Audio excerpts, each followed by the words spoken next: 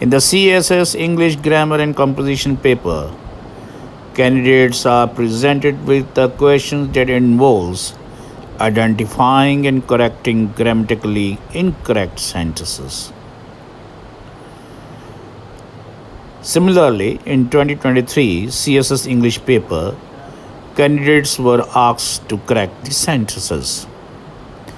The first sentence was, his knowledge of languages and international relations and him in his work. Correction, his knowledge of languages and international relations is invaluable in his work. The sentence was grammatically correct, but it lacked context and did not provide a clear understanding of the importance of individuals' knowledge in languages and international relations to his work.